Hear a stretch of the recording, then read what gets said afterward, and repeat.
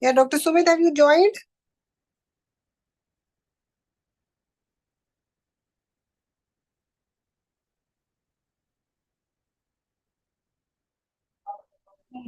Hello, am I audible?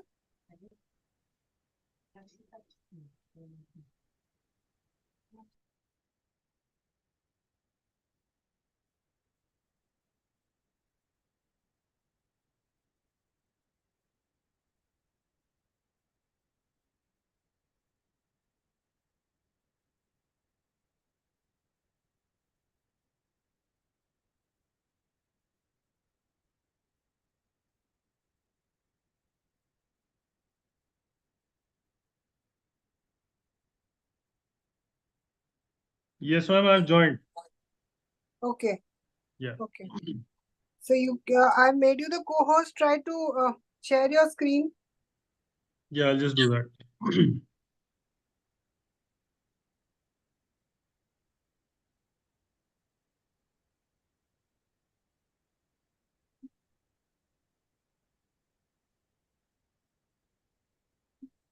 Yeah, can you see my screen, ma'am? Yes, yes, yes. Just leave it at the first slide. Yeah.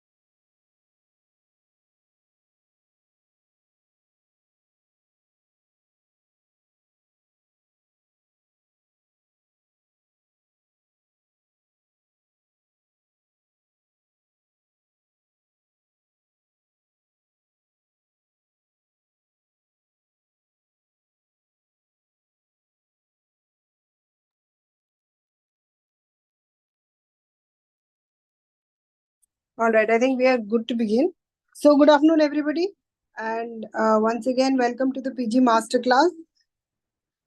This month we have Dr. Sumit Rai from AIMS Mangalgiri talking on resistance in gram-positive cocci, mechanisms and detection.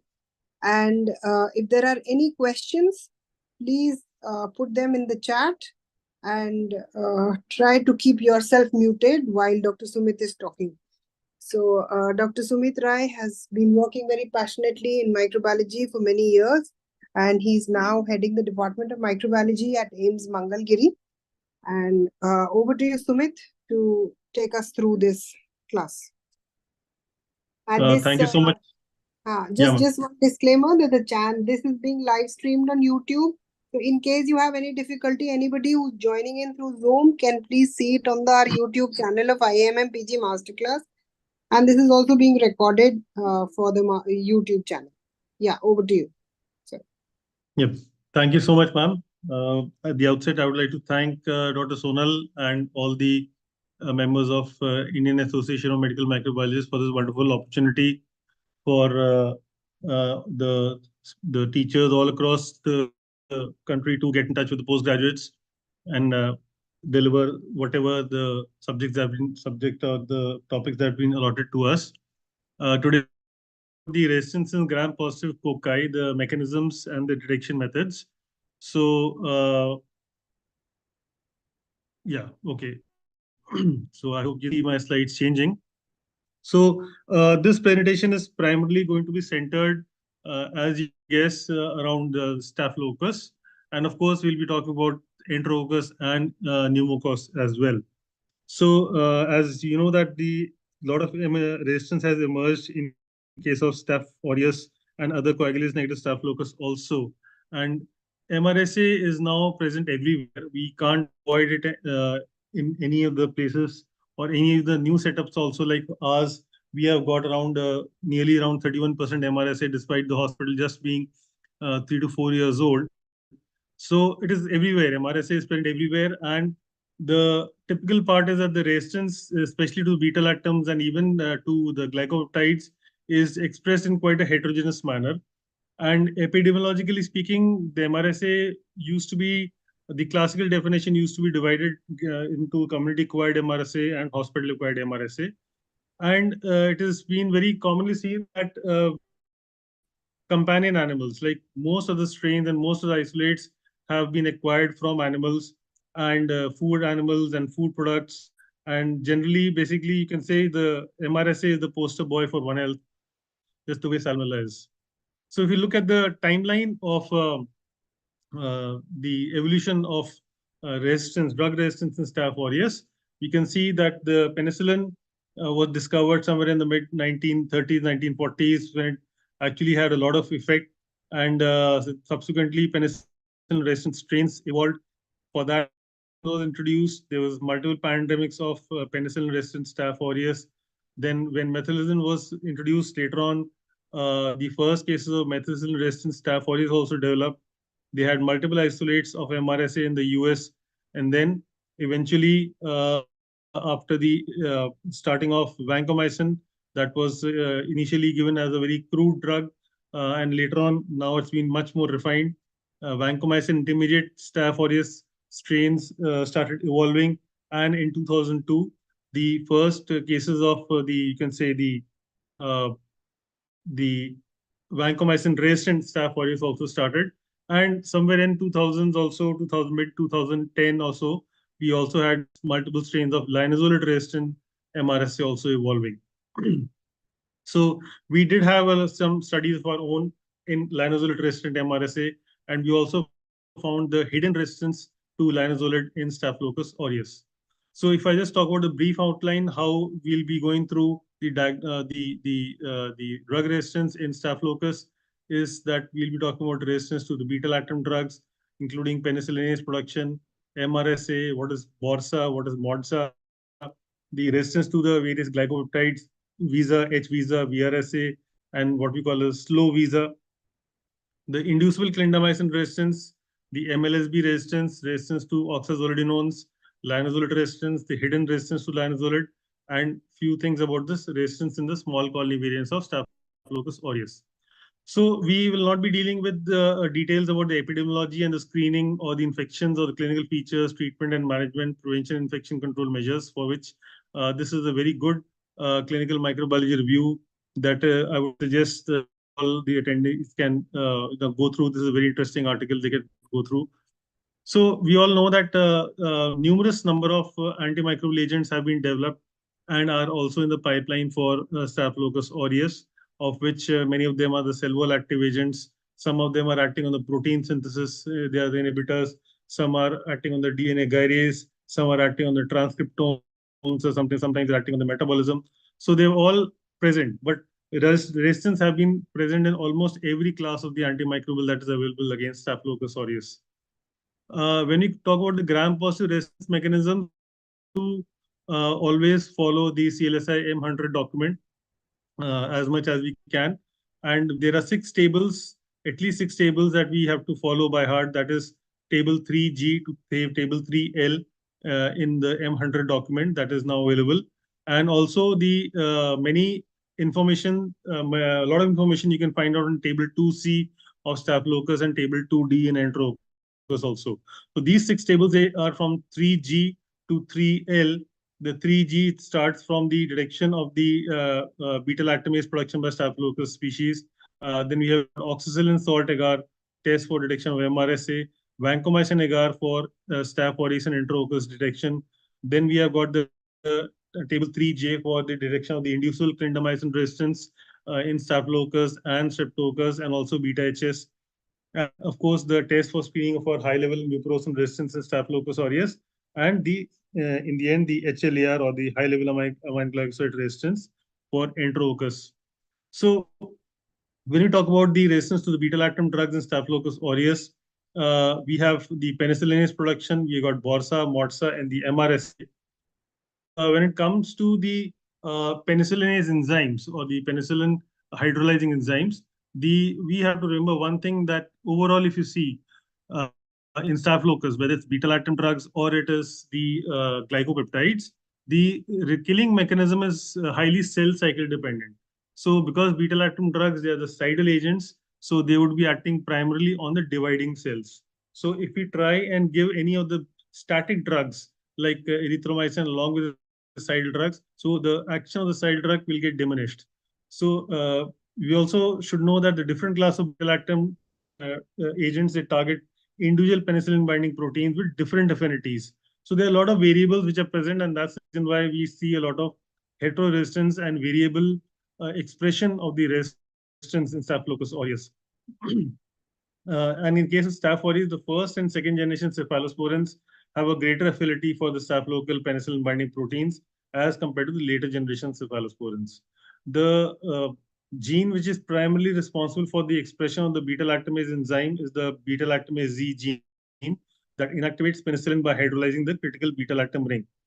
The method for the detection of the penicillinase enzyme is using two tests, out of which the penicillin disk zone edge test is the most sensitive test, and also here is available is the nitrocephin disk test. So the first table that we see, before we go to table, if you can go through this diagram, this diagram shows that the most of the action happens in the periplasmic area where most of the enzymes are present, whether it's carbapenemases or whether they are the beta-lactamases. So you can see the beta-lactamase Z gene, it produces the beta-lactamase enzyme that is present in the periplasmic space. It has got an affinity for the penicillin and it inactivates the penicillin. The penicillin is acting through these porin channels. These are the outer membrane proteins or the OMPs.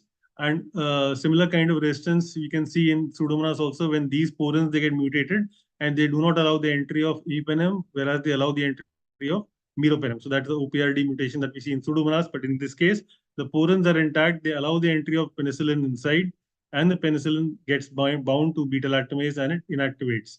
So that's how they do it. So when it comes to table 3G, we can see the disk diffusion penicillin zone edge test for which we are using any of the Staph aureus strains with MIC is in 0.12 or zone diameters of more than 29 millimeters. The medium that we use is oxacillin, and we use a 10 units of penicillin disc is used. It's a standard distribution procedure. There's nothing very complicated about it. The main thing is that the incubation temperature has to be 35 degrees because if you increase the temperature to 37, then the heteroresistance does not get expressed very nicely. So for better expression, we have to keep the temperature at 35 degrees plus minus 2 degrees. When it comes to the interpretation of the result, what we see is that when we see the zone diameters, there is a sharp zone edge that is a cliff formation if it is a beta-lactamase positive strain, or if it is a beta-lactamase negative strain, then you see a fuzzy zone edge that looks like a beach. So there's a cliff and the beach appearance is classically seen in case of the positive and the negative strain. So, and nitrocephin-based test can also be used, but then nitrocephin test has again to be confirmed by the penicillin zone edge test before the penicillin is reported as susceptible or resistant.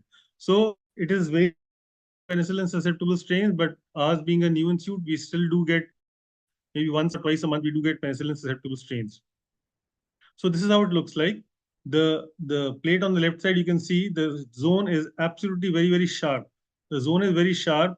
It is an immediate end of the growth and there's an immediate beginning of the no growth region. Whereas in this case on the right, you see there's a beach, there's a slope, there's a small, there's a slant kind of thing. There's a gradual fading of the zone of growth to the no growth. So you don't see any exact or a pinpoint edge. You don't see. This is a negative isolate, and this is is positive. So the penicillin zone, the penicillin disc zone edge test is much more sensitive as compared to the nitrocephin-based test. So if you have to do one single test to detect the penicillinase production, so instead of going for nitrocephin, you can go in for the penicillin disc diffusion zone edge test. And for these cases, if the patient is showing that the isolate is showing penicillinase activity in this case, you have to go in for the penicillinase resistant or the penicillinase stable penicillins like cloxacillin, dicloxacillin. You can also go in for nafcillin or the first generation cephalosporins. When it comes to beta-lactamase enzyme detection, the penicillin disk diffusion zone edge test is the gold standard test. Now, what choices do we have? for the penicillinase producing beta-lactamase positive Staph aureus isolates. These are MSSA isolates which are beta-lactamase producing. So the options are, we can go in for oxacillin or nafcillin, which are the penicillinase stable penicillin. But the issue with oxacillin is that it has got hepatotoxicity. Nafcillin has got nephrotoxicity. Cefazolin is a first generation cephalosporin that can be given, and it is to be given every 8 hours. So that dosing is also not an issue. But the issue comes with the cefazolin inoculum effect. That's why the source control is the core and central to treatment of all the MSSA infections. And if you're giving any of the penicillinase stable or the penicillinase resistant beta-lactam antibiotics, in that case, the the source control has to be there. The inoculum has to be decreased. Third generation cephalosporins are not very superior for the treatment of MSSA isolates, and is one of the worst choices to use for MSSA. Why? Because I'll just show you one example of this. One of the reports. This is an AST report from our department that has been generated by HUNET, and then we customize this particular report as per the patient, where the patient is from OPD or from the IPD. So this patient is an IPD patient from surgery department from which MSSA was isolated, which was D test negative, and it was an MSSA. And we have written down also in the next slide, you can see what is the interpretation of MSSA in the advisory footnotes. So we say that we should avoid the use of oxacillin, nafcillin. We are doing it because of these reasons, because oxacillin has got hepatotoxicity and nafcillin has got nephrotoxicity, and therefore we are writing over here that MSSA isolates are likely to respond to beta-lactamase stable penicillins like cloxacillin, dicloxacillin, and flucloxacillin, and MSSA will also respond to BL-BLA combinations, but it is advisable to best avoid such combinations due to detrimental effect of oral BLIs on the gut flora like coamoxiclav. We're also saying in this case that not to use the glycopeptide drugs for MSSA because the clinical response to glycopeptides is poor in MSSA as compared to MRSA. Now, can we give this? Can we give glycopeptide vancomycin for MSSA? So if you see, compare vancomycin to the penicillinase resistant penicillins, these penicillinase stable penicillins have decreased. They are able to decrease the mortality for MRSA bacteremia. There are known studies for that, and these penicillinase stable penicillins, they reduce the MSSA bacteremia also, and they also reduce the recurrence of bacteremia. And there's a more rapid kill of MSSA by the PRPs as compared to vancomycin, and they have an additional mechanism that improves the efficacy of the host immunity against MSSA compared to vancomycin. So that's why you should always avoid giving vancomycin for MSSA. So what about the inoculum effect in MSSA? So we have heard about the inoculum effect in case of ESBL infections, that if you got low inoculum ESBL infections, maybe we can go in for carbapenem sparing therapies, but for high inoculum ESBL infections, we have to go in for carbapenem therapy. The same thing applies to the inoculum effect in MSSA also. When the number of bacteria at the site of infection are when the number of infections in the site of infection are more than 10 per 7 CFU per ml, in that case, the hyperproduction of the beta-lactamase, it kind of destabilizes the penicillinase stable penicillins and even the cefazolins. And cefazolin, in such cases, there is increased production of the beta-lactamase production also. And so these kind of infections, they have got, you can say, the BORSA subpopulations also present. And these kind of infections, the high inoculum MSS infections, can be controlled by the combinations. And probably this is one of the success for drugs like Augmentin, when people think that even without the draining of the site or draining of the abscess, or even without doing the source control, it acts like a ramband and it works for those cases. So the ultimate aim should be that you have to reduce the inoculum and then start the antibiotic accordingly. It's a golden rule in all the infections. Talking about the BORSA or the borderline oxacillin resistant Staphylococcus aureus. Now there are gray zones between MSSA and MRSA. MSSA means it is penicillinase producing Staph aureus.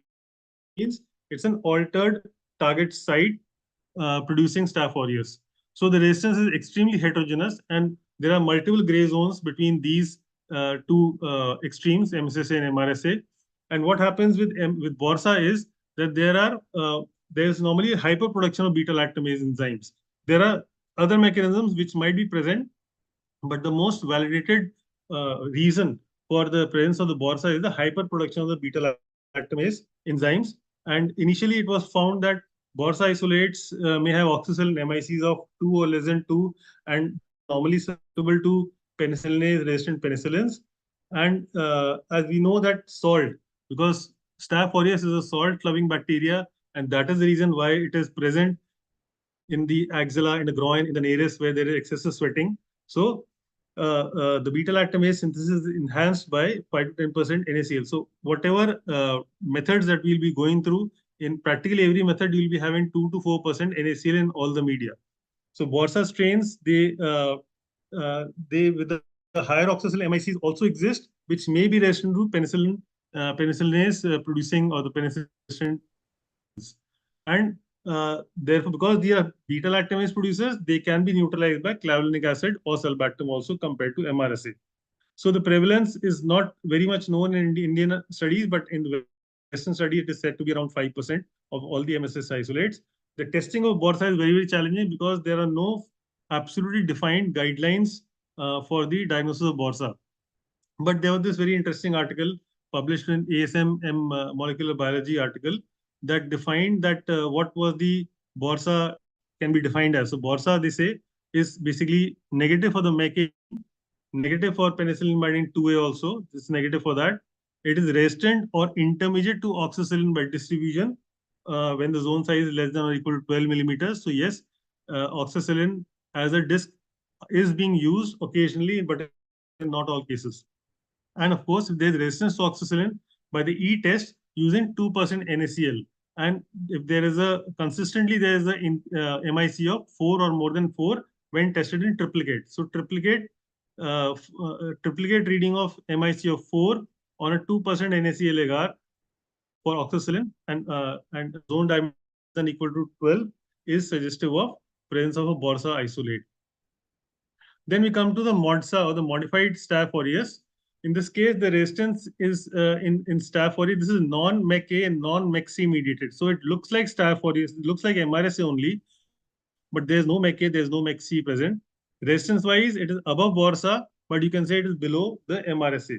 The MODSA isolates, they've got numerous mutations to the native genes, so which are encoding the penicillin binding proteins, the GDPP or the cation multidrug efflux transporter ACRB.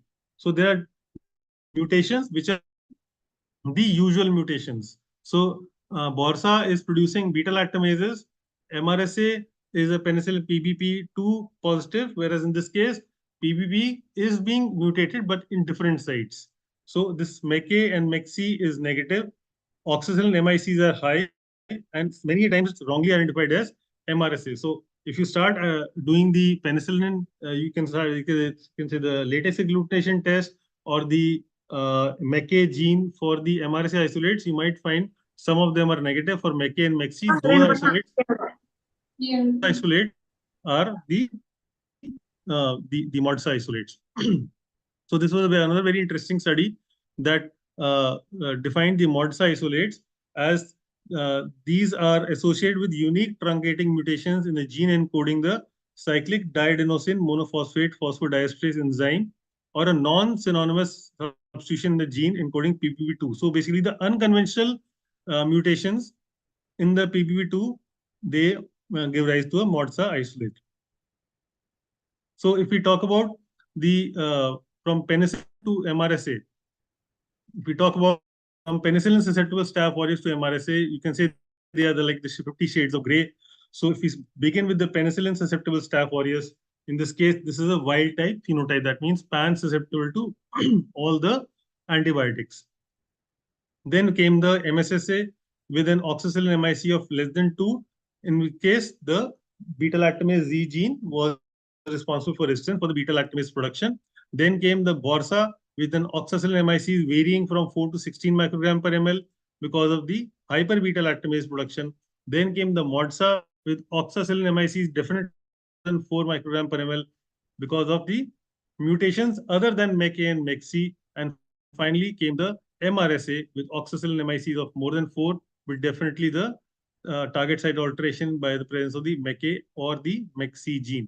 So that is the relation between the penicillin susceptible Staph aureus, the MSSA, BORSA, MODSA, and the MRSA. So that's how it has evolved over the years. So if we compare this in a table, the BORSA isolates and MODSA both are MEC-A and MEC-C negative, whereas MRSA, almost all of them are MEC-A positive. Some isolates might be MEC-C positive.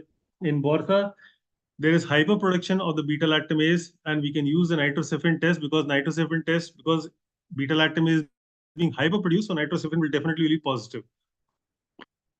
In MODSA, like I said, they are truncating mutations in different sites, which are not normally found in the PVP2A. And in MRSA, of course, because the altered penicillin binding protein, the target site is altered. The BORSA isolates, they are inhibited by clavulanic acid, whereas the MODSA and the MRSA are not. So that's why this is the reason why the MODSA isolates might get confused with the MRSA isolates. When it comes to the testing by cefoxitin and oxacillin, cefoxitin is susceptible in BORSA, whereas oxacillin is resistant. In case of MODSA, both are resistant, and of course, MRSA. So, if it is cefoxitin resistant, oxa resistant, then it's MEC-A. If it is cefoxitin susceptible and oxa resistant, then it is going to be most likely MEC-C. So this is a very interesting thing that we must see, that what is MEC-C? MEC-C may, in this, you'll see cefoxitin susceptible and oxa resistant can be found. Latest agglutination of PCR for MEC-A and MEC-C will be negative both in BORSA and MODSA, whereas it's going to be positive in MRSA. And the BORSA, they lack the PVL toxin production. It's variable in MODSA, and in case of MRSA, especially the community-acquired MRSA, produces a lot of the PVL toxin. One interesting thing about BORSA is that identification might be an issue because it may lack the classical enzyme coagulase or the thermonuclease. It may be absent in BORSA, whereas the others, they express it properly. So in total, if we talk about the molecular surveillance of MRSA, MSSA, BORSA, MODSA, MSSA, and everything, so if we talk about Staph aureus, all these methods would be applied if you want to identify these, like proper identification of species by MALDI-TOF, the MEC-A and the MEC-C detection by the PCR, penicillin binding to A detection by the lateral flow, latex agglutination, drug susceptibility testing by cefoxitin distribution or oxacillin distribution, or of course we have their MRSA screeners are also present. Then beta-lactamase activity using looking at the penicillin zone edge this test, and also the nitrocephin test. And of course, in the end, we have to go in for the whole genome sequencing also. So these are all which are required for the analysis to distinguish between what are MSSA, BORSA, MODSA, and MRSA. Coming to the introduction, we know that the MRSA is basically the target site alteration is there. All the beta-lactam drugs, they are defined by 4-member beta-lactam ring that is essential for the biological activity. The cell wall of the gram-positive cells of the gram-positive bacteria is composed of the glycan chains of N-acetyl glucosamine and N-acetyl muramic acid that they are cross-linked by the pentapeptides. And these precursors, they are synthesized in the cytoplasm, and the transpeptidase, they transport these precursors towards the division spectrum into the actually cell. And penicillin over here, it inhibits the cross-linking of the peptidoglycan by acting as a substrate analog. So instead of the transpeptidase, penicillin so these transpeptidase, they are blocked by the binding of the penicillin. So these transpeptidase are called as the penicillin binding proteins.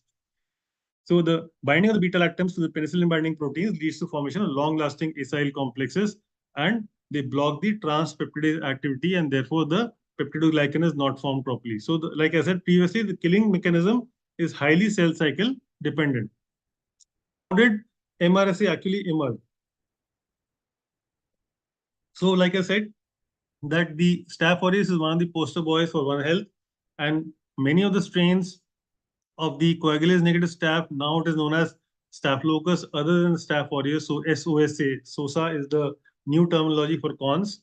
So it was said that the first strain of Staphylococcus aureus that gave the MEC-A gene to the to the Staph aureus isolate, and that became the first MRSA isolate. So through the mobile genetic elements, Staph aureus resistance to methicillin and many other antibiotics through plasmids or the chromosomal cassettes or the pathogenicity islands, or of course the bacteriophages. So all these methods are there. out of which for MRSA, the SCC-MEC or the staphylococcal chromosomal cassette, that's the most important. That is carrying the MEC-A gene, and this gene is present on the family of structurally complex genetic elements, which are being designated as the staphylococcal chromosomal cassette MEC. This is also a pathogenicity island because it's often carrying multiple genes which are conferring resistance to antibiotics also. So it has been found originally in Staphylococcus, which was present in the domestic animals, and the MEC-C, which is encoding the transpeptidase enzyme, with has got 63% identification to MEC-A, which is encoding the PEP2A. So both MEC-A and MEC-C have got the animal origin. So OH means the One Health. So basically, it is all related to the animals only. So we are getting all the Staph aureus, the MRSA, from the animals only. So far there are different, around 11 type of staphylococcal chromosomal cassettes have been found till date, out of which the 4 and 5, they are found in the community-acquired MRSA. So even though the definitions and the lines between community-acquired MRSA and the hospital-acquired MRSA have been blurred, but still, broadly speaking, community-acquired MRSA are usually causing skin and soft tissue infections in the community, and they are often fomite transmission is present and usually susceptible to many of the oral antibiotics. And the genome is smaller for this SCC-MEC because it is carrying the type 4 or type 5 SCC with the MEC-A gene. And most of the community-acquired MRSA strains, they carry the PVL toxin. And it is said that the community-acquired MRSA greater PVL toxin as compared to the hospital-acquired MRSA, primarily human-to-human spread inside the hospital. So these are different, just to enumerate the different penicillin-binding proteins which are present. Like, for example, PBP2A confers methicillin resistance in Staph aureus. PBP2X, it confers penicillin resistance in Streptococcus pneumoniae. PP predominantly 4 causes the resistance to the beta-lactam drugs in Enterococci fecalis. PP5 expression primarily is seen in Enterococci faecium, which imparts resistance to the cephalosporins and even to carbapenem. So if we come back to the original diagram, again the same thing, but the difference is that over here we have got the altered penicillin binding protein, that is the PBP2A. So what does the MEC-A gene does? The expression of the MEC-A leads to the expression of a protein known as the PBP2A protein, and this protein has got a binding site mutation. So it does not bind to the beta-lactams at all. So there is no binding on the beta-lactams, so there is no effect on the transpeptidase activity. So transpeptidase activity remains intact, and therefore the cell wall is continues to get produced. So there's no effect site alteration, and therefore no matter what or what amount of the beta-lactam drug you keep giving, since the binding site is totally gone, so that is why we can afford to extrapolate the result of an MRSA from one to all the beta-lactam drugs. Like, for example, in 2010, the issue regarding the ESBL was removed. That means you could not extrapolate cefotaxime resistance to ceftazidime resistance because it is an enzyme-mediated process. But in this case, this is a target site-mediated process. So that's why if the target site is gone, then even if you give coamoxy per generation cephalosporin, nothing will work. So if it is an MRSA, that definition can be extrapolated that if it is MRSA, it is pan resistant to all the beta-lactams, BL-BLI combinations. So this is an obsolete and old method, but still just for the sake of history, I'm showing you this thing, that when they use oxacillin disc, because I told you that the expression of whether it is beta-lactamase enzyme or whether it's a vancomycin resistance or whether it's the expression of the MEC-A gene, all of them are very, very variable. They're highly variable, and that is the reason for the resistance in case of Staph aureus.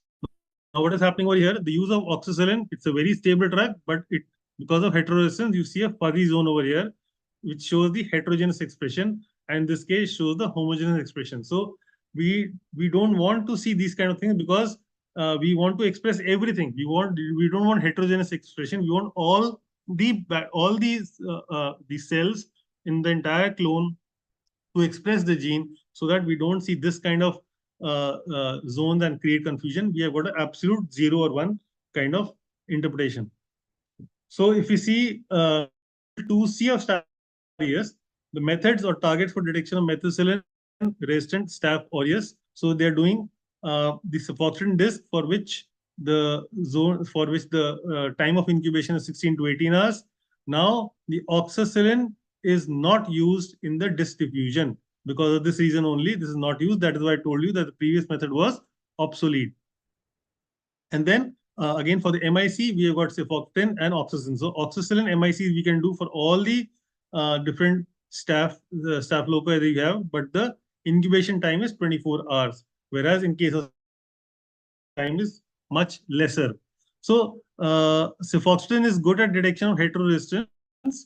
For oxacillin, if we use oxacillin along with cefoxytin, it may be used for the detection of BORSA also, because in BORSA it will be cefoxytin susceptible but oxa resistant, and we have to follow the time of the incubation also very, very strictly. When it comes to table 3H of the M100 document, the oxacillin salt agar test. So in this case, we are using 4% NaCl. We are using 4% NaCl, and the amount of oxacillin is 6 microgram per ml. So we don't use the disc diffusion, we use the oxacillin screen agar. Again, in this case, the incubation is done for 24 hours, and it is read with transmitted light. So whenever you are suspecting the heteroresistance, so you have to look at finer colonies and the small colonies which are growing. So that is why we have to use the transmitted light and not the reflected light. So there are different MRSA chromogenic media which are available in the market. This is denim blue agar by Oxide. This is by Biorad. This is by Biomiro, Becton Dickinson. So they are all available in the market. Personally, I have not used any of them. There are some very interesting questions that why is 4% salt added? So I already mentioned, for the enhancement of the expression of the beta-lactamase and the MEK gene. Why we use oxacillin to detect methicillin-resistant Staph aureus MRSA? Because physiologically, oxacillin is more stable than methicillin. Why not use oxacillin disc instead of, and why oxacillin agar only? And again, why use cefoxytin disc instead of oxacillin disc? So the answers are the same that has been provided by the UCAS document that was released in 2017, detection of by MIC, determination or distribution. So they say, this is a UCAS. They say that the heterogeneous expression of resistance particularly affects the MICs of oxacillin, which can appear susceptible. Cefoxytin is very sensitive and specific marker of MEC and MEC mediated message resistance, including in heterogeneous expression strains, and it is the agent of choice. This diffusion using oxacillin is discouraged, and interpretive zone diameters are no longer included in the UCAS breakpoint table, and these are also eliminated from the CLSI. But CLSI does not give this kind of a explicit explanation, this kind of like that. So why oxacillin and cefoxytin are tested instead of methicillin? So most of you might be knowing answers, because methicillin is now no longer commercially available, and methicillin was less stable as compared to oxacillin. But why cefoxytin is better is that because cefoxytin is more likely to detect the heteroresistant strains. Cefoxytin is enough better inducer of the MEK gene. Cefoxytin also gives more reproducible and accurate results as compared to oxacillin. That's the reason why we don't require to read it through a transmitted light. We just need the reflected light in such cases. Cefoxytin also gives much clearer endpoints, thus, and it is the preferred method for all the SOSA isolate, that is the Staphylococcus other than Staph aureus. So if it is an ideal world, we should use the cefoxytin disc and oxacillin MIC, ideally by BMD method, and also the nitrocephin method, especially for the BORSA isolates, the penicillin disc, of course, and the amoxiclav again to detect the BORSA isolates. And also, of course, check for the MEK with PCR, MEC with PCR, MEK with latex agglutination, or penicillin binding to A by the latex agglutination. Is it oxacillin and methicillin resistance? Yes, because like I said, heteroresistance is very, very common in Staph aureus because of multiple subpopulations. One might be susceptible, one might be resistant, and they are coexisting with each other because all the cells are carrying the MEK gene, and there's only partial expression of the gene. So that's why the heteroresistance is there, and it's very difficult to detect. And especially in cases of oxacillin, we are seeing heteroresistance cannot be detected very well with oxacillin, and that's why it requires cefoxytin, because that evenly expresses the MEK expression. So cells which are expressing the heteroresistance, they grow more slowly than the oxacillin susceptible population and may be missed at temperatures above 35 degrees. So that's why if you see, all the temperatures for the gram positives are at 35 degrees, especially for Staph aureus. And that's why the temperature is maintained at around 33 to 35 degrees, not 37 degrees, for a full 24 hours because the cells are growing slow. That's why we must follow the time of incubation very, very carefully. So you should note down the time of the incubation also, especially if you're detecting the MRSA by the oxacillin methods. Few more questions. Oxacillin and cephalosporin, why the isolate is called MRSA? Purely for historical reasons, just nothing like that. How do MRSA, anti-MRSA beta-lactams act? So we know that the anti-MRSA beta-lactams are ceftaroline and ceftabiprole. For some reason, the ceftabiprole, the word ceftabiprole has not been mentioned in CLSI anywhere. They are mentioning only ceftaroline, which is a fifth generation cephalosporin. Recently, I read that some of the ceftabiprole trials are still going on. So probably that's why they're not still included as a therapeutic agent in CLSI. It is the beta lactams don't bind to the penicillin binding PBP2A. Now what happens is the PBP2A is protected from the beta lactam drugs, which is normally present in an inaccessible group. What ceftaroline does is it binds to the allosteric site and changes the structure of the penicillin binding to PBP2 protein and opens the active site on the PBP2A for the second molecule of ceftaroline to bind. So basically, it creates a allosteric change in the altered penicillin binding proteins. It changes the structure of the PBP2, and further on top of that, it adds itself to the groove, and it inhibits the transpeptidase activity of the PBP2A. This is just a report of MRSA isolate from our institute. This is from a surgery patient, inpatient. In this case, we isolated an MRSA isolate, and we have advised teicoplanin as a drug of choice, and we have released vancomycin, but we have advised teicoplanin as a drug of choice. It is inducible clindamycin resistance negative, ICR negative. Why we have given? Because I'll just tell you this. I think we'll be repeating this report later on also. In this case, as you can see, that we are advised teicoplanin in this case because we are doing the breakpoint to MIC quotient reporting also, and the susceptibility breakpoint of teicoplanin. I'll just show you. I think it's gone previously. No, I'll think, yeah, it'll be coming. So, so why is it important for the clinicians to know about MRSA? Because MRSA is not the same as the normal Staph aureus. It has got resistance to multiple drugs. It is quite fulminant, especially the community-acquired cases. They may cause the expression of the PBL toxin, for which clindamycin or linezolid may be required. The clindamycin and linezolid both are protein synthesis inhibitors, and they are good at suppressing the expression of the. So linezolid per se has got a very good activity, not only as the anti-MRSA drug, but also in suppressing the activity of the toxin also. And so severe infections have been found, like necrotizing pneumonia, septic. So they can produce a lot of severe infections. So that's why we have to know the in and out of MRSA also. So community-acquired MRSA and the hospital-acquired MRSA have got different risk factors, like sport participants, inmates in correctional. So all these things should be present, should be taken in the patient's history. So what is the background of the patient? Who is the patient is? Where is he coming from? And the risk factors include the contact, crowding, contaminated items, compromised skin integrity, and absence of cleanliness. So these are risk factors for the community-acquired MRSA. Similarly, we got risk factors for the hospital-acquired MRSA also, like the prolonged hospital stay or the care in the ICU, prolonged antimicrobial therapy, multiple drugs, surgical procedures, close contact with infected patients, chronic medical risk factors are there for the hospital-acquired MRSAs also.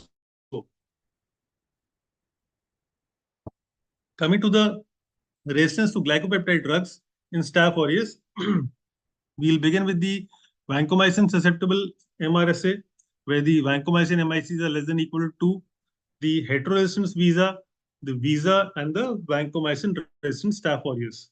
So I said initially that when vancomycin was discovered in the 1960s, it was in a very crude form. It was a red-colored powder, and it used to be known as the Mississippi mud because of the crude red color. And it had a lot of toxicities. And even now, they've not been able to refine the nephrotoxicity by vancomycin.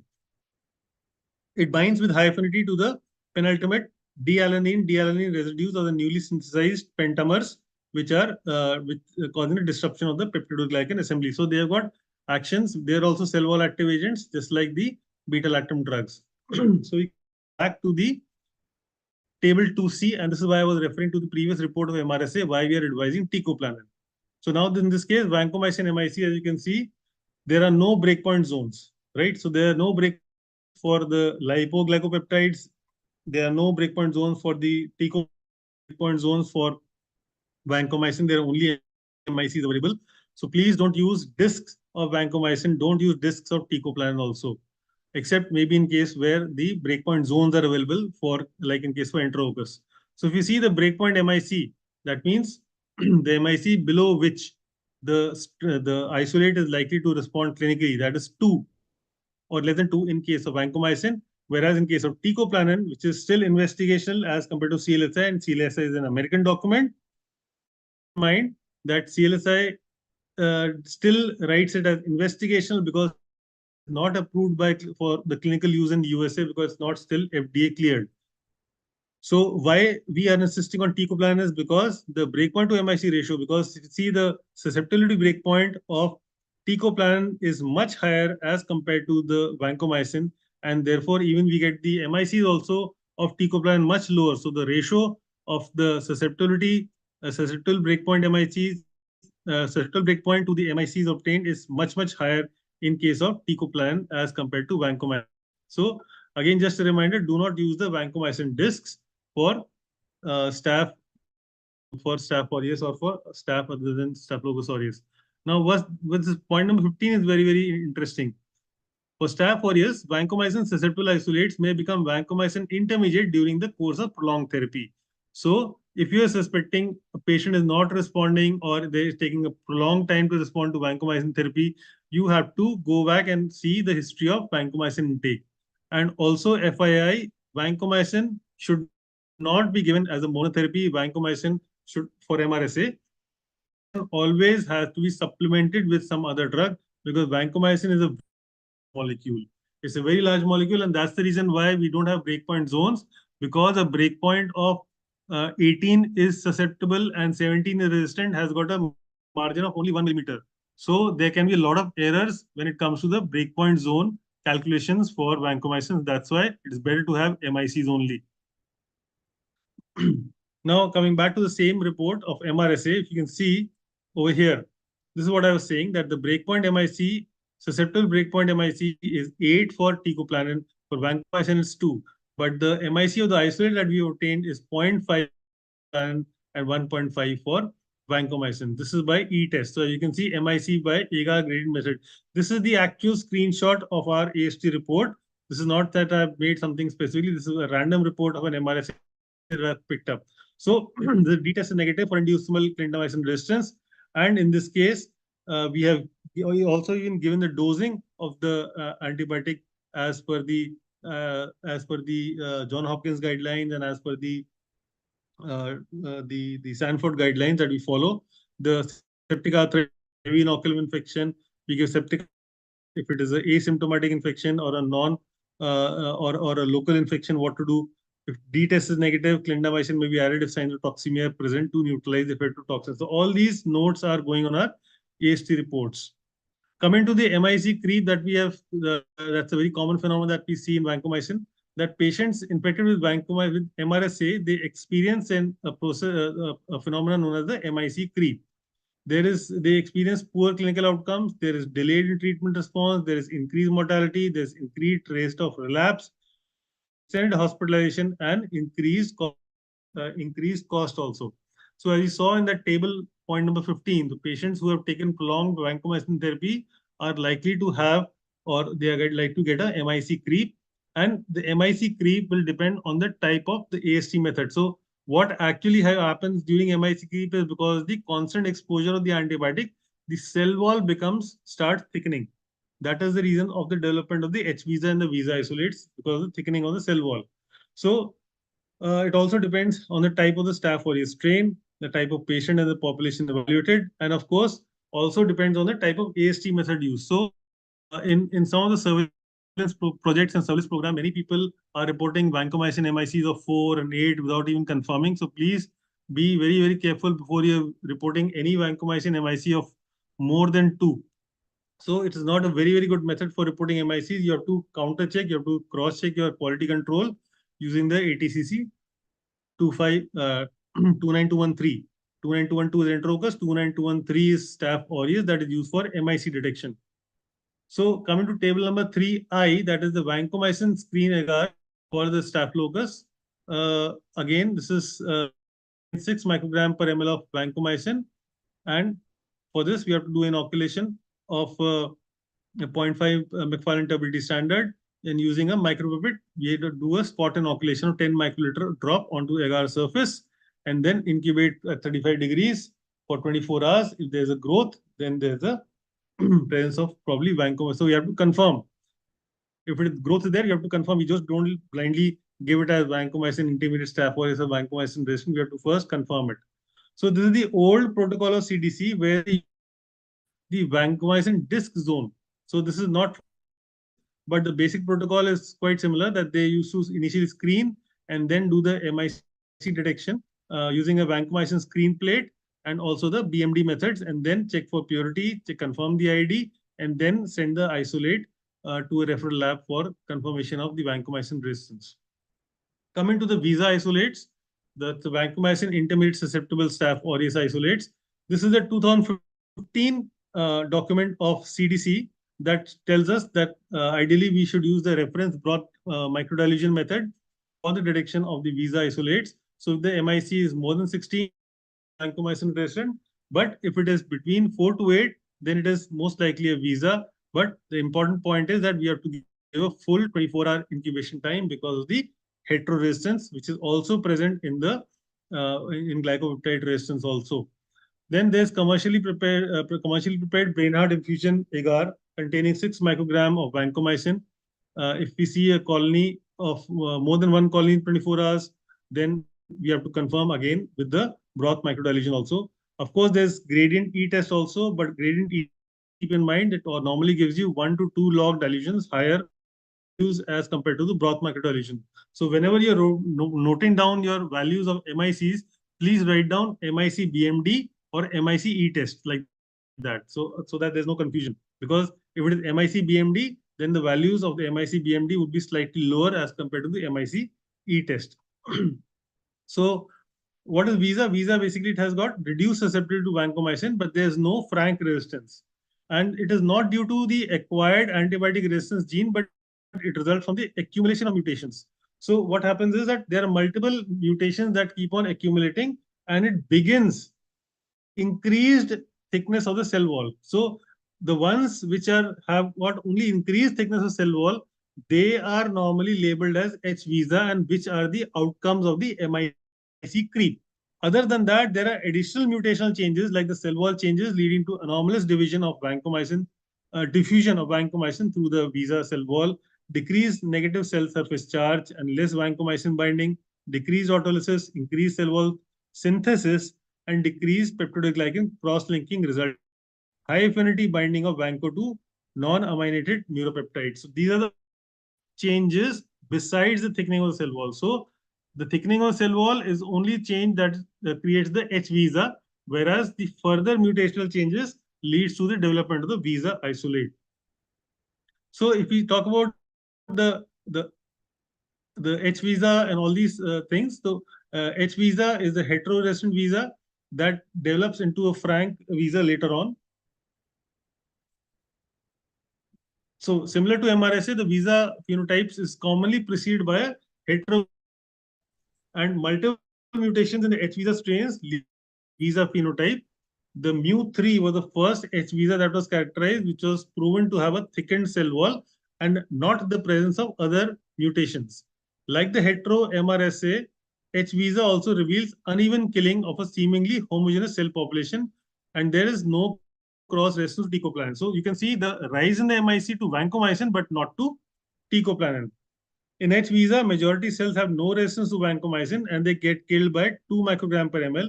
But there is also a subpopulation that is existing that survives vancomycin concentration of 4, and they start behaving visa strains. So basically, H visa is a combined population of the vancomycin susceptible Staph aureus along with the vancomycin intermediate Staph aureus. So it's a combined hetero or a combined subpopulation of these isolates. In the H visa, like I said, there's only thickening of the cell wall is happening in the absence of mutations associated with the visa strain. So H visa is only the thickening of the cell wall, and visa is the additional mutations that add on to the H visa to create a higher MIC for vancomycin.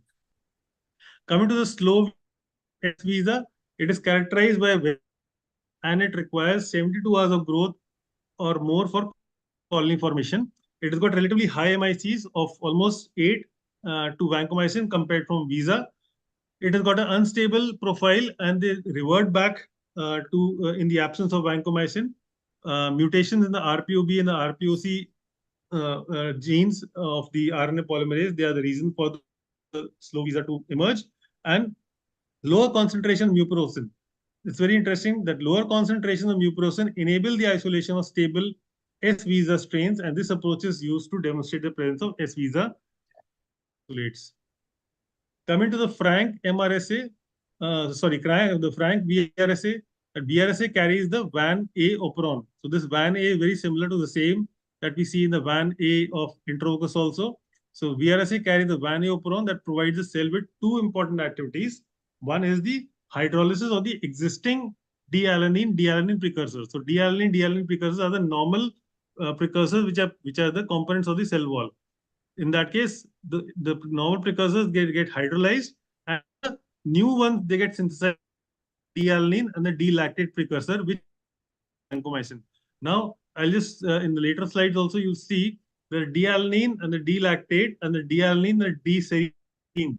They're two different kind of altered precursors in which the D-alanine, D-lactate, they cause the high-level resistance to vancomycin, and the D-alanine and D-serine cause the low-level resistance to vancomycin. The first case of VRSA, frank VRSA, was reported in 2002 in US, and then it was found that this particular strain, it coexists co-infection with an Enterococcus faecalis isolate. And this MRSA strain required the VAN A operon from the conjugative E. faecalis plasmid. So that means there is an interspecies transmission of plasmid also that is conferring resistance to the vancomycin through the VAN A operon. And this causes a MIC surge of more than 1000 microgram per ml. So there are very few cases because it is not very healthy for the VAN A gene to be present inside the MRSA for some reason. The fitness of the plasmid is not considered to be very good inside the MRSA, and because of this, the plasmid does not survive for a long time and is either lost or it gets destroyed. So the vancomycin isolates, the MRSA strains, the incompatibility with methicillin resistance because of the MEK encoded transpeptidase. That's the reason for this, the absence of vancomycin resistance and MRSA together. So this is a seesaw effect you can see in this case. Coming to the resistance to the macrolides. Just a minute. Okay, coming to the resistance to the macrolides. That is the macrolide lincosamides, streptogramins, and MLSB resistance. That is commonly called the D-test or the inducible clindamycin resistance.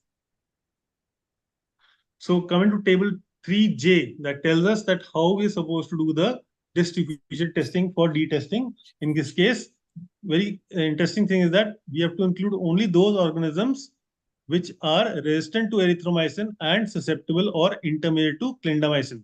So this holds true for all Staphylococcus and for beta HS, Streptococcus. So for this, what we need to do is for the Staph, we just need a regular MHA, or we for Streptococcus pneumoniae, of course, we require the MHA supplemented with 5% sheep blood. So please keep in mind one very important thing is that we are not supposed to use sheep blood agar here. We are supposed to use MHA supplemented with 5% sheep blood. So this is a very common error that we are all doing on a daily basis, that we are using sheep blood agar. If you're making sheep blood agar and you're making it in a MHA base, that's fine. But then otherwise, plain simple sheep blood agar with Columbia blood agar base, maybe that's not a very good option for detection of B-test. So anyway, so in this case, we are supposed to keep the erythro and clindamycin discs together. Now, the important part is it is 15 to 26 millimeters edge to edge for Staph aureus, whereas in case of Streptococcus pneumoniae and the beta HS, it is 12 millimeters apart edge to edge. So please keep in mind, you'll have to tell your technical staff also the distance that you are using between the two discs is 12 millimeters edge to edge for Streptococcus pneumoniae and for the beta monotic strains, whereas it may range from 15 to 26 millimeters apart edge to edge in case of Staphylococcus species. So we have all seen this thing. It's a very common thing that we are observing, the D-test. So the important part is that clindamycin per se may not exert its antimicrobial effect, but it has got a very good protein synthesis inhibitor. So it has got a good antitoxin effect, especially if given in a dose of 600 milligram TDS. Uh, Even though there are non-FDA approved uses for clindamycin, but it is shown to decrease the toxin production caused by MRSA, Streptococcus pyogenes, and even Clostridium perfringens. So if you're suspecting a very fulminant case or a clinical case where there's a lot of toxemia is there, the lot of toxin production could be present because of the patient's clinical condition. Patient is very sick, moribund, and there is Staph aureus infection. So such cases are likely to be producing community-acquired MRSA with a lot of PVL toxin being produced, and clindamycin in such case, and even linezolid will neutralize the toxin. Coming to the resistance to the oxazolidinone drugs in Staphylococcus aureus, coming to the linezolid resistance, you've got chromosomal point mutation, and which are also, there are some plasmid mediated resistances also. Linezolid is a very, very good drug. It is orally available and almost 100% oral bioavailability is there. It's the second most frequently abused antibiotic after augmentin. And it binds to the 50S subunit of the bacterial ribosome through the interaction with the 23S rRNA and blocks the protein synthesis. So it's a protein synthesis blocker. So like I said, because the PVL toxin is also a protein, and therefore linezolid has got a good action in reducing the toxin production, just like clindamycin. So the resistance is associated with the distinct nucleotide substitutions. So what is happening is that usually their point mutations are like this. So your G2447T is, that means at position G at 2447 replaced by thymine. It's like that. So especially like this is a very common mutation, G2576T. This is a very common mutation that's found. And we've also seen that the linezolid resistance is much more common in Staphylococci other than Staph aureus. So we have had multiple publications regarding this. And this publication, we had the detection of the classical G2576U mutation in the linezolid resistant Staph aureus, because U is in the RNA. So that's why we written U over here. With the DNA, it will be T over here. So we found a co-resistance of linezolid in Staph aureus as well as in Enterococci also.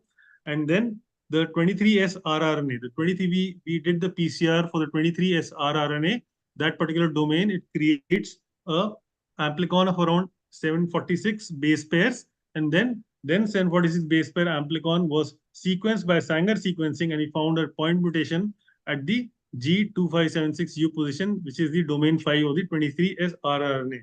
So there's a single point mutation happens, and this single point mutation is the commonest reason for the resistance towards the linezolid. Then another study that we did was that the detection of the cryptic resistance. What is cryptic resistance? Cryptic resistance means hidden resistance. What happens is that 23S rRNA has got multiple alleles which are present. So almost 5 to 6 different alleles are present in case of Staph aureus. 6 alleles are present in Enterococci faecium, I think. And it depends on how many alleles they get mutated to produce a frank resistance. So before the production of the frank resistance, there might be 1 or 2 alleles which might get mutated and they are not expressed phenotypically. So resistance. So what we did was we tried to find out what are the hidden resistances over here.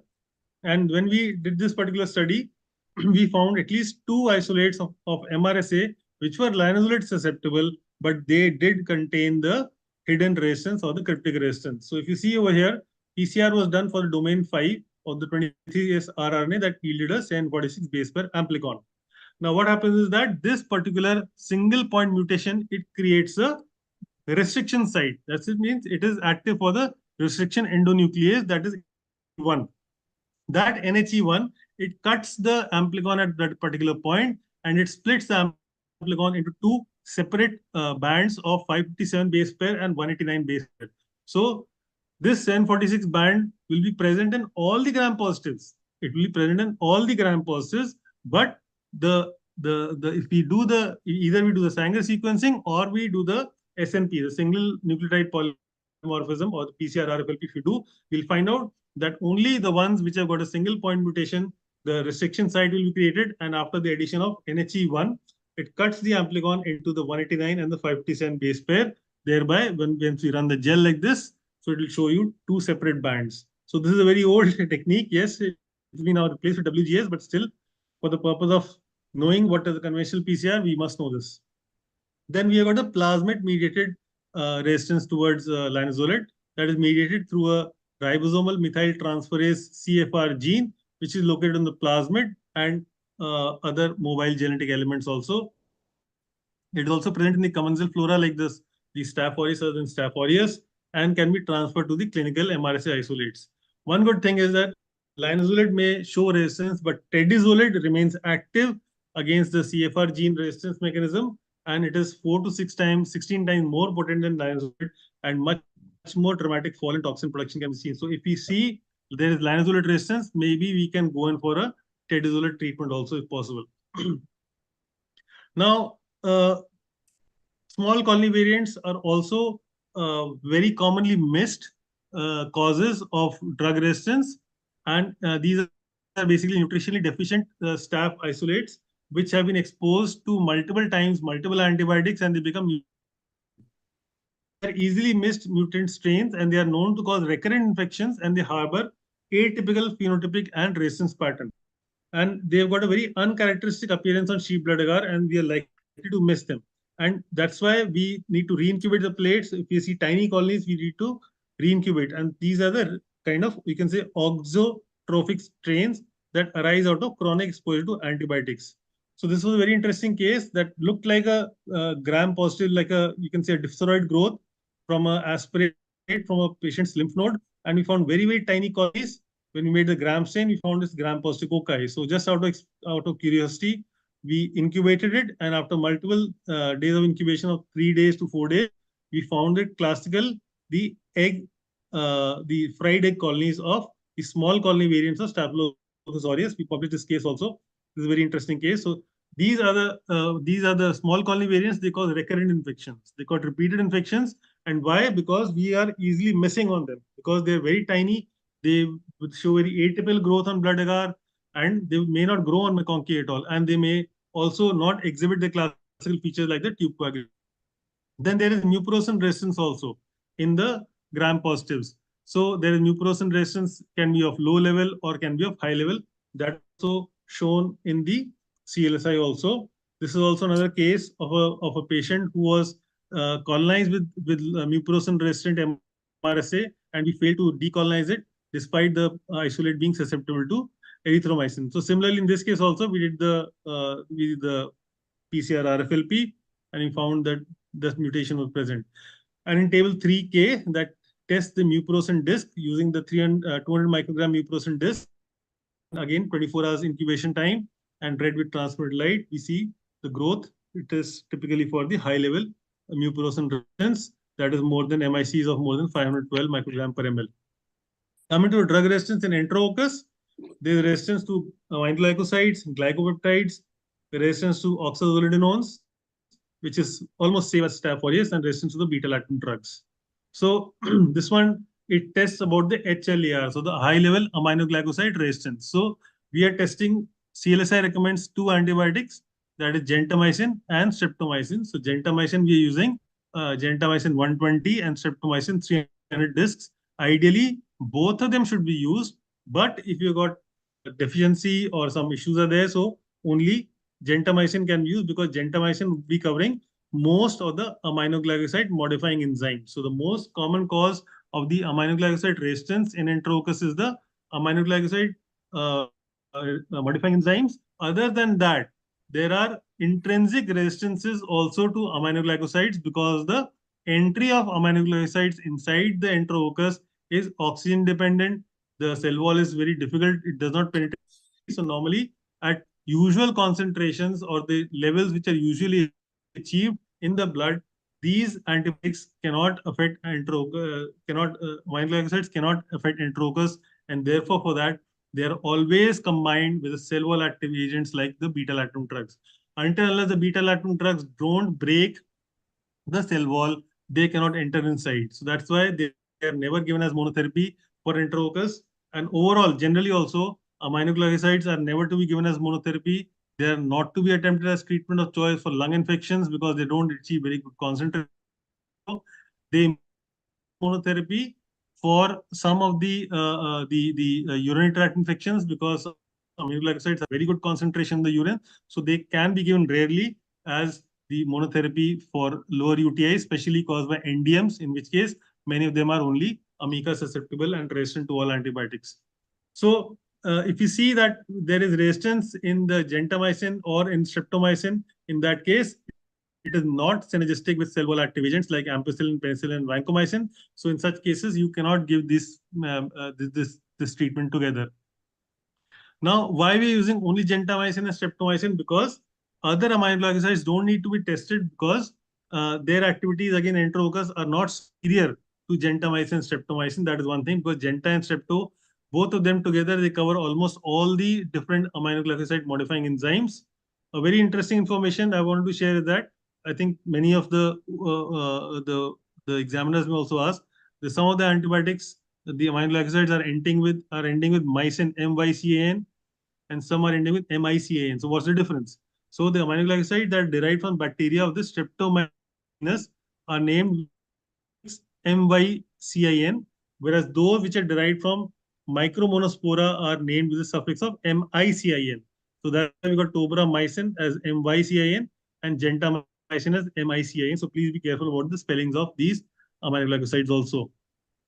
Like I said, some of them are intrinsically resistant to the aminoglycosides, and intrinsic enzyme mediated HLAR, it is not described for genta and strepto. So if you see that, let us say if you start using tobramycin, to get the HLAR, so some of these strains, especially Enterococci faecium, they show intrinsic resistance to the to tobramycin. So in that case, no point of using it. Gentamicin and streptomycin, they are the only two antibiotics for which there is no intrinsic resistance to aminoglycosides has been described for Enterococci, and both they retain the synergism with beta-lactams and they cover all the aminoglycoside modifying enzymes. So if you see this table, the aminoglycosides per se have got a low cell wall permeability. They do not penetrate the cell wall of the Enterococci solely, and that is why cell wall active agent like beta-lactam drugs or vancomycin. That's why we use the term high-level aminoglycoside resistance, HLAR, and not the usual ones. Also, there are a lot of aminoglycoside modifying enzyme which show intrinsic resistance in case of Enterococci faecium. Like I told you, tobramycin, kanamycin, they show intrinsic resistance in case of Enterococci faecium, so they cannot be used for HLAR detection. And there are numerous other enzymes which are aminoglycoside modifying enzymes, which are more frequent in Enterococci faecium as compared to Enterococci faecalis.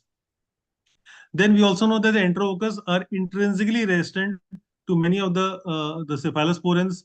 They are resistant to clindamycin. They are resistant to chloramphenicol also. So that's why we have to be careful that we should know that what are the penicillin binding proteins which are to which the beta-lactam drugs it's intrinsically resistant to. Like for example, PP4 predominantly seen in Enterococci faecalis, PP5. So these penicillin binding proteins, they don't get bind to cephalosporins. They don't get bound to carbapenems also. So that's why it is intrinsic resistance is there. So normally they don't act. They might show in vitro susceptibility, but in vivo they act very well. Again, like I said, beta-lactamase in Enterococci is very rare. It's not very commonly found. If found, rarely in E. faecalis only it's there, and that too the lactamase gene same as Staphylococcus aureus, that is the BLA-Z gene. The appendix B. Now, the appendix B is very, very important. Appendix B of CLSI shows you what are the intrinsic resistances. So you must know the Staphylococcus are intrinsically resistant to many of the antibiotics like Astronam, polymyxin B, colistin, and nalidixic acid. Similarly, the Enterococci, the appendix B for Enterococci is also very interesting. This is your clear-cut warning that for Enterococci species, cephalosporins, aminoglycosides, except for high-level resistant testing, clindamycin, cotrimoxazole may appear active in vitro but are not effective clinically and should not be reported as susceptible. Now, the interesting point is that most of you who are doing the quality control of MHA would be putting up this. You would be putting up a cotrimoxazole disc against the ATCC 29212, that is Enterococci fecalis, for quality control of MHA agar. So why do we do that? Why are we testing cotri when we say that cotri is resistant? Why are we testing? So the purpose of doing that is that Enterococci, they are unique. They're very different. Normally, what happens, the bacteria, they are not utilizing folic acid from the medium. They have to synthesize. So their folic acid synthesis pathways are there. And cotrimoxazole, it inhibits the folic acid synthesis pathways. But Enterococci are unique in the sense that they can absorb the folic acid directly from the environment, bypassing the effect of cotrimoxazole. Therefore, if your media contains folic acid, then it will show resistance to cotrimoxazole. But if it does not contain folic acid, does not contain thymidine residues, in that case, it will show susceptibility. So that means your media, like MHA, has to contain low level or zero level of thymidine, zero level of folic acid, and that's why we test cotrimoxazole in ATCC 29212 in case of. Coming to the resistance of glycopeptides, there are primarily three types. That's the VAN A, VAN B, and the VAN C phenotype. The VAN A phenotype shows resistance to both vancomycin and teicoplanin, and it is found in Enterococci faecium and fecalis, both of them. It is acquired kind of resistance. In VAN B, you see the resistance only in vancomycin, teicoplanin.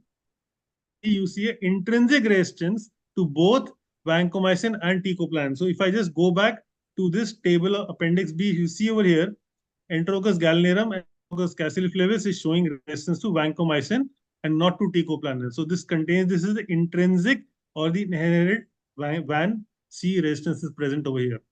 So like I said previously, the usual binding site for vancomycin are the D-alanine sites, for which the vancomycin MIC are usually less than or equal to 2. In case of low-level glycopeptide resistant enterococci, GRE means glycopeptide resistant enterococci, the D-alanine, D-serine combination is there because of the mutation, and this causes the vancomycin increase MIC to more than between 4 to 32 microgram per ml. But in case of high-level glycopeptide resistant enterococcus, what we commonly see in the VRE, we have the D-alanine and D-lactose replacement is there, and which the vancomycin MICs are even more higher. In the end, coming to the resistance in pneumococcus also, like Streptococcus pneumoniae, was initially quite well dealt with penicillin, and they had the penicillin-resistant Streptococcus pneumoniae, for which they developed the cephalosporin. Then cephalosporin resistance also came. Leofloxacin, moxifloxacin, they are sparfloxacin, they are very good respiratory fluoroquinolones. Again, for respiratory fluoroquinolones also, this started coming. Main reason being the Streptococcus pneumoniae. For a person like me, even today, dealing with the respiratory pathogens or dealing with the respiratory samples is very, very difficult. The Streptococcus pneumoniae, which I'm getting in a throat swab, is that a true pathogen or that is a commensal flora? We don't know. Many of the humans, we are carrying the Streptococcus pneumoniae in the throat or maybe in the oropharynx, and we are getting exposed to a lot of fluoroquinolones. That is one of the reasons why the acquisition of fluoroquinolone resistance in the Streptococcus pneumoniae. So we have to know how to differentiate between the true pathogen and the commensal flora. So that's very difficult at times in case of the respiratory samples. Then once the vaccination was reduced, so we also had the emergence of the MDR Streptococcus pneumoniae also. So the main resistance that we see in Streptococcus pneumoniae are resistance to beta-lactam drugs, where we see the alteration in the cell wall penicillin binding proteins. We see the resistance in macrolides because of target site alteration by the enzyme that methylates 23S rRNA subunits through the ERMB mutation. And of course, the fluoroquinolone resistance is also there because of spontaneous mutations in the quinolone resistance determinant region. So this QRDR resistance mechanism is also common in Salmonella typhi also.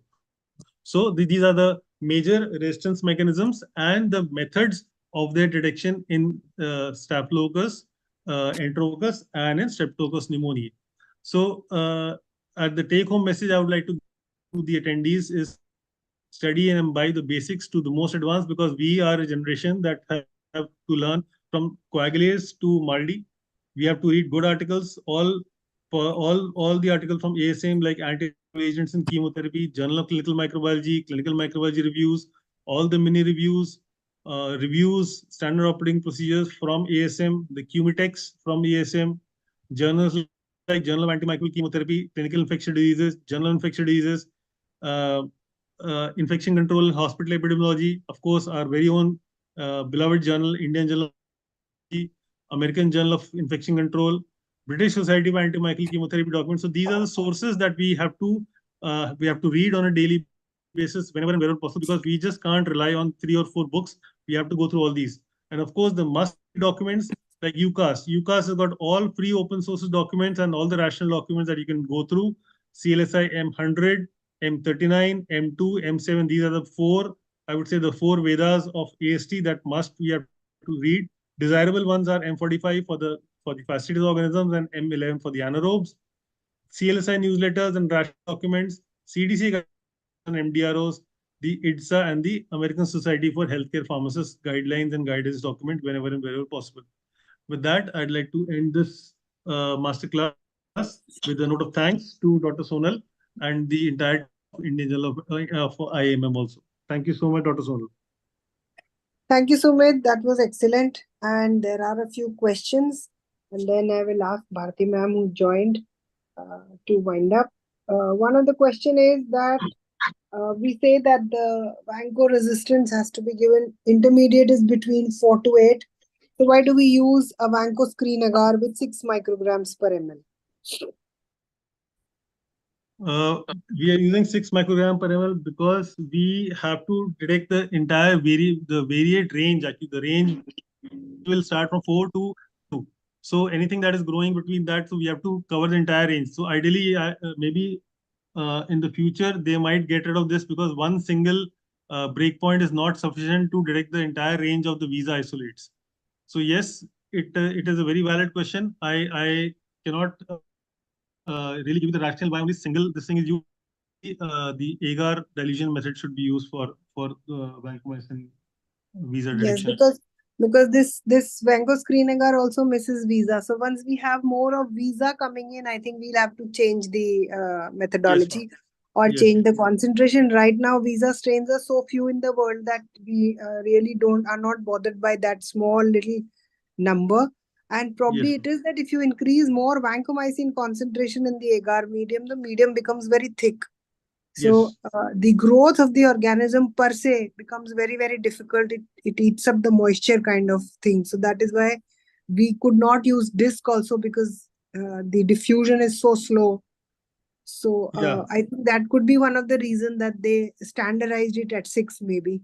yes. Uh, so this was one. Another question is that you said MODSA mimics MRSA phenotypically, but can we differentiate between the two phenotypically, that is MODSA and MRSA? And secondly, does the treatment differ between the two strains and the clinical implications of this in the light of MRSA infections? So the MRSA isolates are the isolates which do have the PBP2 mutation is there, but they are unconventional mutations.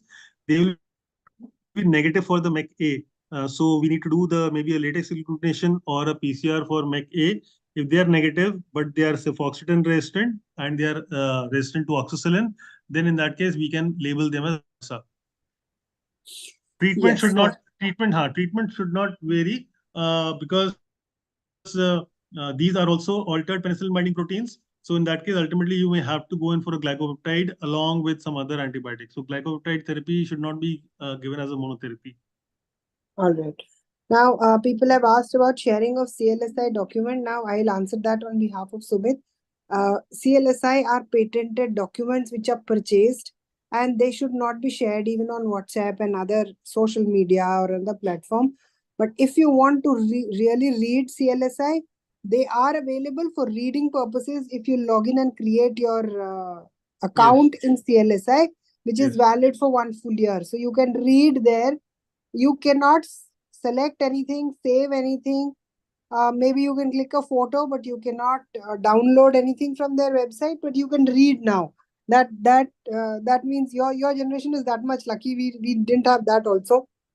So and the other is that all those who have access to WhoNet, if you update your WhoNet, the whole thing automatically gets updated to the latest CLSI. So Right. that also gives you another this thing. And again, one more question: that any implication for treatment of community-acquired and healthcare-acquired MRSA?